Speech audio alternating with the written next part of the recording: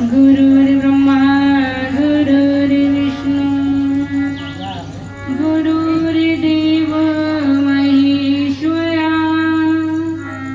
गुरुर्साक्षात् परं ब्रह्म तस्मै श्री गुरवे नमः। प्रेम से बोलिए श्री सद्गुरुदेव महाराज की आदिशक्ति जगत जननी की जय। कृष्ण कन्हैया लाल की जय। उमापति महादेव की सच्चे दरबार की जय। ऐसा लगता है कि पीछे वाले कुछ लोग यहाँ पर मन से है ही नहीं, सिर्फ शरीर से बैठे हुए हैं। तो मेरा आप सभी से निवेदन है कि दोनों हाथ ऊपर करके प्रभु नाम का जयघोष लगाएंगे।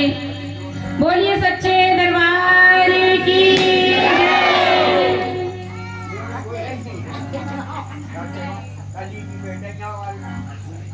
वास्तव में हमारे ज्ञानी संतों ने कहा कि जब हम सत्संग स्थल पर बैठे हुए हैं संतों के सानिध्य में, शरीर से बैठे और अगर मन से नहीं है तो कबीरदास जी कहते हैं मन तो कहीं और है, तन साधुन के संग कहे कबीर कोरी गाजी कैसे लागे रंग। अगर शरीर से रहेंगे मन से नहीं रहेंगे तो ज्यों के त्यों ही रह जाएंगे। तो सभी लोग एक बार दोनों हाथ ऊपर करके प्रभु नाम का जयघोष लगाएंगे। बोलिए सच्चे दरबार की निरंतर स्मरणीय श्री गुरु महाराज जी, मंच पर विराजमान परम पूजनीय भाई जी, आदरणीय माताओं बहनों भाइयों, हम सभी लोग काफी देर से सुंदर सुंदर भजनों का लाभ प्राप्त कर रहे थे। वास्तव में अभी हमने सुना था कि भगवान शंकर ने भी अपने जीवन के अंदर ध्यान समाधि को छोड़ करके और सत्संग को श्रवण करने के लिए अगस्त ऋषि के यहाँ जाया करते थे। जब स्वयं भगवान को सत्संग की जरूरत है तो आज संसार के लोगों को भी ऐसे सत्संग की बहुत ही ज्यादा जरूरत है, क्योंकि सत्संग ही एक ऐसा साधन है जो हमारे सुंदर जीवन के बारे में दर्शाता है, सुंदर जीवन के बारे में बताता है कि ये सुंदर जीवन हमें किस लिए मिला है। तो मैं एक भजन रखूंगी, उस भजन के अंदर यही दर्शाया है कि हे जीव, तो संसार के कार्यों को करते हुए भी थोड़ा थोड़ा समय निकालकर संतों के सानिध्य में जाकर और सत्संग से लाभ को प्राप्त कर। बोलिए सच्चे दरबार की जय। जहाँ सत्संग होता है वहाँ पर नीत जाओ तुम। जहाँ सत्संग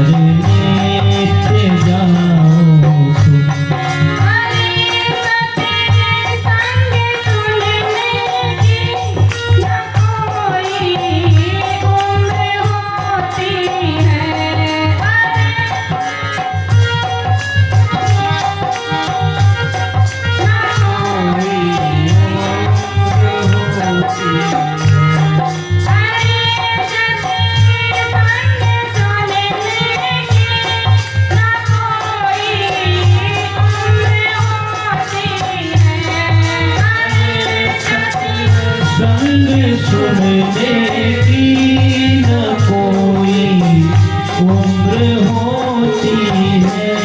हमारे अतीत है जिसकी कभी बुझती न जाती है। हमारे अतीत है जिसकी कभी बुझती न ज्योति है। किसी ज्योति से जीवन की सदा ज्योति जलाओ तुम। किसी ज्योति से जीवन की सदा ज्योति जलाओ। जहाँ सत्संग होता है वहाँ पर नीत जाओ तुम। जहाँ सत्संग होता है वहाँ पर नित्य जाओ तुम।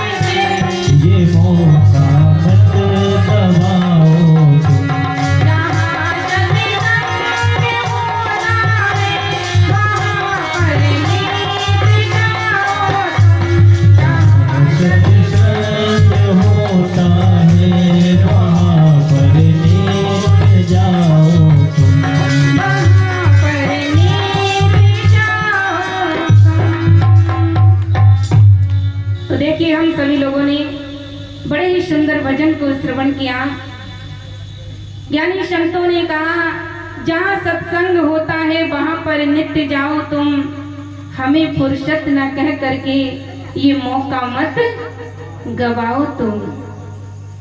लेकिन वास्तव में हम सुन तो रहे हैं, लेकिन सुनने के बाद में परिस्थिति वही हो जाएगी ज्यों की त्यों ही, क्योंकि हमने एक कान से सुना दूसरे से निकाल दिया। जबकि रामचरितमानस में गोस्वामी तुलसीदास जी समझाते हैं, सुन समझे जन मुदित मन मझे अति अनुराग, लेहि चार फल अक्षत तनु साधु समाज प्रयाग। का संतों का जो ये चलता फिरता तीर्थराज प्रयाग है, और जो जीव ऐसे चलते फिरते तीर्थराज प्रयाग में प्रसन्न मन चित्त से गोता लगाता है, सत्संग के वचनों को श्रवण करता है, वास्तव में कहा उसे इसी शरीर के रहते हुए चार फलों की प्राप्ति होती है। कोई सेव संतरा अनार केला नहीं जो सत्संग के बाद में प्रसाद में मिल जाएगा, नहीं। का धर्म अर्थ काम मोक्ष, इन चार फलों की प्राप्ति को इसी सत्संग के सागर में गोता लगाने से प्राप्त होती है। और वास्तव में सत्संग ही हमारे जीवन के बारे में दर्शाता है। मज्जने पाले पे किए तत्काला, काके होए पे के बकहो मराला, सुनिया सरे करे जाने कोई, सत्संगति महिमा नहीं गोई। राम सिया राम, सिया राम जय जय राम, राम सिया राम जय जय राम। क्या कहा? मज्जन फल देखिए तत्काला, सत्संग का फल जीव को तत्काल प्राप्त होता है। जैसे सुबह हम टूथपेस्ट करते हैं, उसका फल भी हमें मिल जाता है। हमने टूथपेस्ट किया, हमारे दांत साफ हो गए, उसका फल मिल गया। ऐसे ही सत्संग का भी फल मिलता है तत्काल। कौवे प्रवृत्ति वाले व्यक्ति कोयल बन जाते हैं और बगुले प्रवृत्ति वाले हंस बन जाते हैं। सुन करके आश्चर्य करने की बात नहीं, कहा सत्संग की महिमा छिपी नहीं है। अनेकों भक्तों के बारे में हम श्रवण करते हैं कि जिन भक्तों ने अपने जीवन के अंदर समय रहते ही संतों के सानिध्य में जाकर सत्संग को श्रवण किया, वास्तव में उन्होंने अपने सुंदर जीवन को प्रभु के चरणों की सेवा भक्ति में लगाकर सफल और सार्थक बना लिया। आज चाहे तो उन भक्तों की तरह हम भी अपने जीवन को बना सकते हैं। का मिटा दे अपनी हस्ती को अगर कुछ मरतबा चाहा, कि दाना खाक में मिलकर गुले गुलजार होता है। का हमें अपने आप को प्रभु भक्ति के लिए मिटाना पड़ेगा। मिटाने का मतलब ये नहीं कि शरीर का त्याग कर दे, नहीं। अपने इस मन को संसार से मोड़कर प्रभु के चरणों में लगाना होगा, क्योंकि जो बीज अंकुरित होता है वो पहले मिट्टी के अंदर दब जाता है, सड़ जाता है, उसके बाद में अंकुरित होकर ऊपर आता है। फिर चाहे वो फूल का हो या अनाज का हो, फिर वह बड़ा देखने में सुंदर लगता है। इसी प्रकार से जीवन के अंदर थोड़ी देर के लिए हमें ऐसा लगेगा कि हम अपने मन को कहाँ लगा रहे, लेकिन बाद में हमें अलौकिक आनंद की प्राप्ति होती है जब हम इस मन को संसार से मोड़कर प्रभु के चरणों में लगाते हैं। तो वास्तव में एक सत्संग ही ऐसा साधन है कि जब जीव अपने जीवन के अंदर एक बार नहीं अनेकों बार जब सत्संग को श्रवण करता है, तो सत्संग ही हमारी सारी समस्याओं का समाधान करता है। व्यक्ति के मन के अंदर अनेकों विचार उठते हैं, कि सत्संग में जाएंगे तो सत्संग सुनने से हमें क्या लाभ प्राप्त होगा। क्योंकि भगवान शंकर के मंदिर में जाएंगे, अनेकों मन्नतें रखेंगे, माता रानी के मंदिर में जाएंगे, गणेश भगवान के मंदिर में जाएंगे, अनेकों प्रकार के हम अपनी मन्नत को रखते हैं। लेकिन जीव सोचता है कि संतों के सानिध्य में जाकर जब हम सत्संग को सुनेंगे तो उससे हमें क्या लाभ प्राप्त होगा। अगर हमारे मन के अंदर ये विचार है, इस विचार का हमें अगर उत्तर चाहिए तो हमें संतों के सानिध्य में आकर सत्संग को श्रवण करेंगे तो वास्तव में हमारे जो विचार हैं, जो भी हमारे अनेकों विकार उठते हैं, मन के अंदर संशय उठते हैं, इन सारे संशयों का समाधान सत्संग में मिलता है। कहा सत्य संगत मुधि मंगल मूला, सोई फल सिद्ध सब साधन फूला। सत्संग ही आनंद और कल्याण की जड़ है। बाकी संसार के जितने भी कार्य हैं ये का फल और फूल की भांति हैं। सभी लोग जानते हैं कि देव ऋषि नारद दासी पुत्र थे। उनकी माँ एक गृहस्थ के यहाँ गृह कार्य करके अपना और नारद जी के जीवन का निर्वाह करती थी।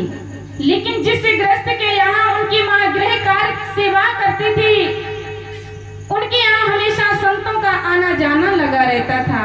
नारद जी छोटे बालक थे, वो संतों के सानिध्य में खेलते थे, संतों के बचे हुए भोग प्रसाद को ग्रहण करते थे और संतों के सत्संग भजन कीर्तनों को ध्यान पूर्वक से श्रवण किया करते थे। संत तो दयालु होते हैं, कृपालु होते हैं। जब वो धीरे धीरे बड़े हुए तो वास्तव में संतों की कृपा से, प्रभु की कृपा से संतों ने उन्हें आत्मज्ञान की प्राप्ति करा दी। अचानक एक बार कहा कि उनकी माँ भोर में गाय का दूध निकालने जाती है तो उनकी माँ को सर्प ने डस लिया, जिससे उनकी माँ की मृत्यु हो जाती है।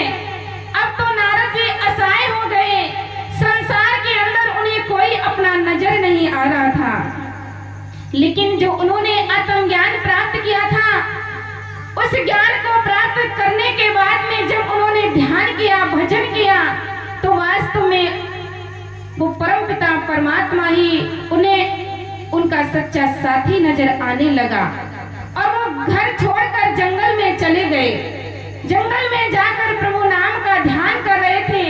ध्यान में इतने तल्लीन हो गए कि उन्हें उस ज्योति स्वरूप परमात्मा के दर्शन हुए, एक अलौकिक आनंद की उन्हें प्राप्ति हुई। सिर्फ वो आनंद, वो ज्योति का दर्शन उन्हें एक बार ही हुआ। बाद में वो प्रयास करते रहे लेकिन उन्हें वो नजारा दोबारा नहीं प्राप्त हुआ।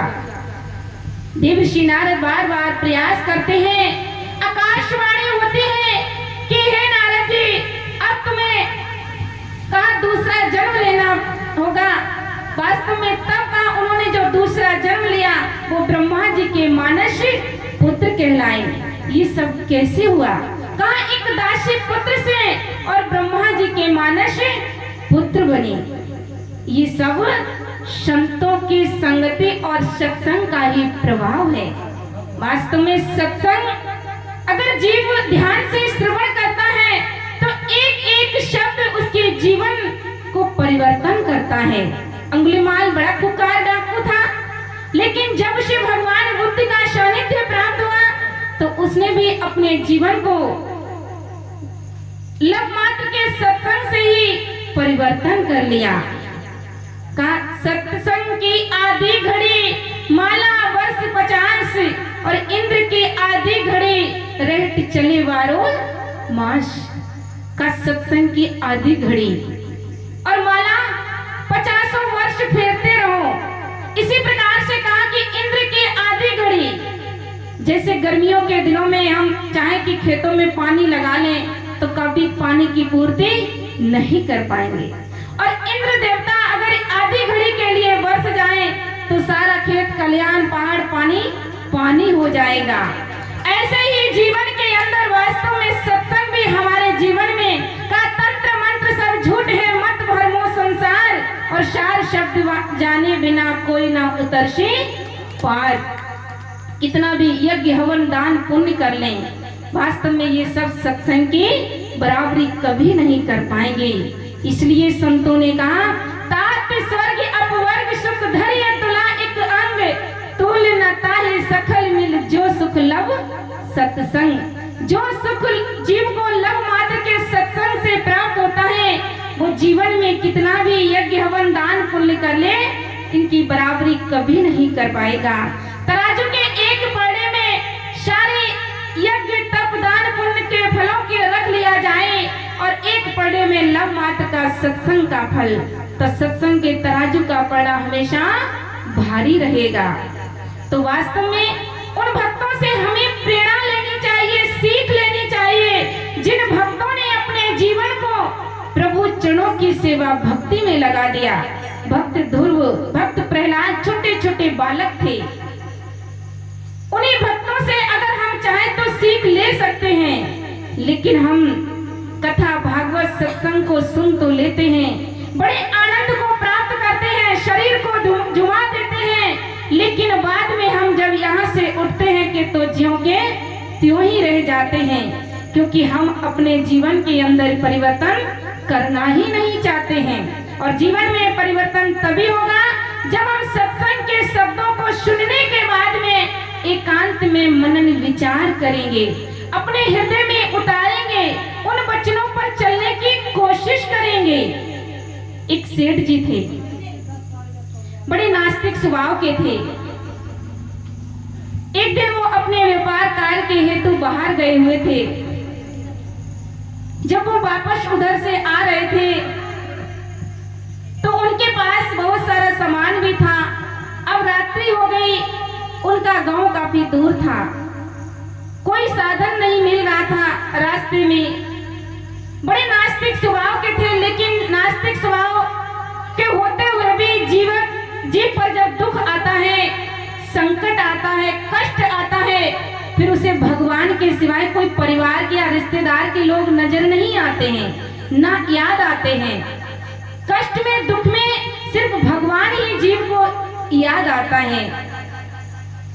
अब सेठ जी भगवान को याद करने लगे कि हे भगवान, इतनी रात्रि हो गई, अब मैं अपने गांव कैसे पहुंचूंगा। भगवान तो कहा हर जगह मौजूद है पर नजर आता नहीं, और योग्य साधन के बिना कोई उसे पाता नहीं। भगवान तो हर जगह है, लेकिन नजर हमें कैसे आएंगे। उसी को देखने के लिए आज समय के सद्गुरु और ज्ञानी संत गली गली में आवाज लगाते हैं कि राम नाम के हीरे मोती संत बिखेरे गली गली, ले लो रे कोई नाम का प्याला, आवाज लगाए गली गली। सेठ जी ने भगवान को याद किया और भगवान को कहा, ना जाने किस भेष में बाबा नारायण मिल जाए। साधु भेष में सेठ जी के सामने पहुंच जाते हैं और कहने लगे कि सेठ जी तुम कहाँ जा रहे हो। सेठ जी ने कहा कि थोड़ी दूर पर हमारा गांव है, हमारे पास काफी सामान है, लेकिन हमारे गांव जाने के लिए कोई साधन नहीं मिल रहा है। साधु महात्मा ने कहा हम भी उधर ही जा रहे हैं, चलो तुम्हारा सामान भी लेके चलते हैं। कुछ बैग से साधु महात्मा ने लिए, कुछ सेठ जी ने लिए, चल दिए। और जो जीव जो कार्य करता है जीवन के अंदर, अगर वो किसी नए व्यक्ति से मिलेगा तो अपनी ही बात सबसे पहले रखेगा। मेरा काम ये है, मैं ये करता हूँ, और संतों का भी यही काम है। साधु महात्मा सेठ जी से मिले, उनके 2 बैग उठाए, चल दिए। अब चलते चलते उन्होंने रास्ते में सेठ जी से वार्तालाप किया और वार्तालाप करते करते अपनी सत्संग की महिमा सुनाने लगे सेठ जी को, क्योंकि सेठ जी नास्तिक स्वभाव के थे।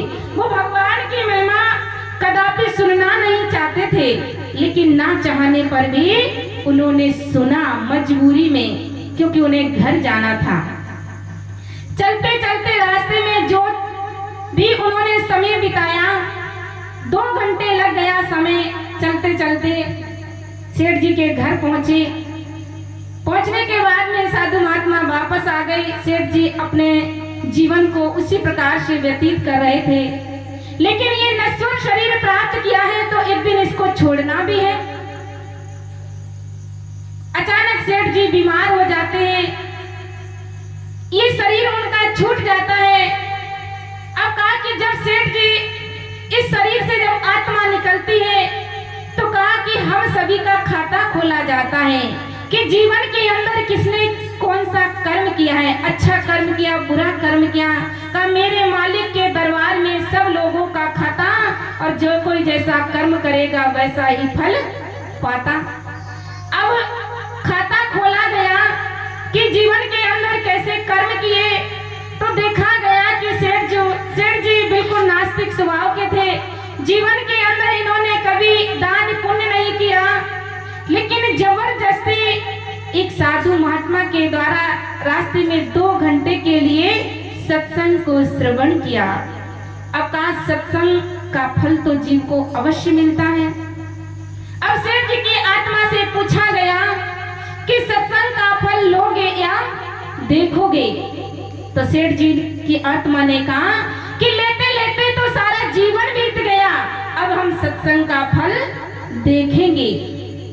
देखने के लिए उन्हें कहा कि भगवान विष्णु के पास पहुंचाया, शंकर के पास पहुंचाया, सभी भगवान के पास पहुंचाते पहुंचाते श्री हरि के पास पहुंच गए। अब सेठ जी की आत्मा से कहा गया कि अब तुम्हारा जो 2 घंटे का समय था वो पूरा हो गया, अब तुम्हारी आत्मा को यहाँ से वापस जाना होगा। तो सेठ जी की आत्मा कहने लगी कि गीता के अंदर तो भगवान श्री कृष्ण कहते हैं कि एक बार जो मेरे धाम में आ जाता है फिर वह वापस नहीं जाता है। वास्तव में फिर क्या ये गीता झूठी है? सेठ जी की आत्मा को मुक्ति की प्राप्ति दे दी जाती है। वास्तव में ये है सत्संग का फल। का नास्तिक स्वभाव के सेठ जी थे और जबरदस्ती जब 2 घंटे सत्संग उन्होंने सुना तो कहा उनकी आत्मा मुक्ति को प्राप्त कर लेती है। इसी प्रकार से जीवन के अंदर वास्तव में प्रभु परमात्मा की कृपा से हम सभी लोगों को भी बड़ा सुंदर ये मौका मिला हुआ है। का आओ उठाओ लाभ सत्संग का, भाग्य उदय होगा जीवन का। और जो जीवन के अंदर सत्संग से लाभ को प्राप्त करता है, अपने इस जीवन के बारे में जान लेता है, ऐसे समय के सद्गुरु ज्ञानी संतों से जुड़ जाता है, जीवन के अंदर संसार के कार्यों को करते हुए भी वो एक अलौकिक आनंद की प्राप्ति करता है। तो मैं एक छोटा सा भजन रखेंगे, उसके बाद आगे परम पूजनीय बाई जी के सत्संग विचार होंगे। बोलिए सच्चे दरबार की जय। सतगुरु आयो रे सजनिया मोरे आंगना, सतगुरु आयो रे सजनिया मोरे आंगना, सतगुरु आयो रे सजनिया मोरे अंगना, मोरे आंगना, मोरे आंगना, मोरे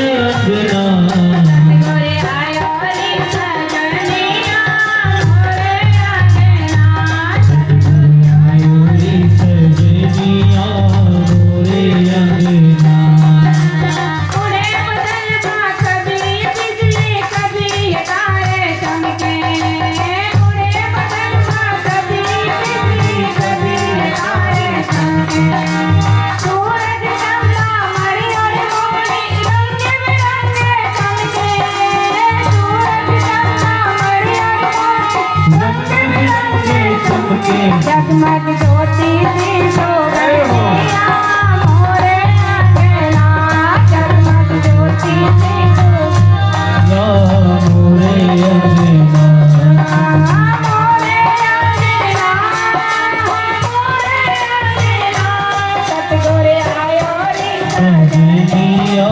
मोरे अंगना, सतगुरु आयो रे सजनिया मोरे अंगना,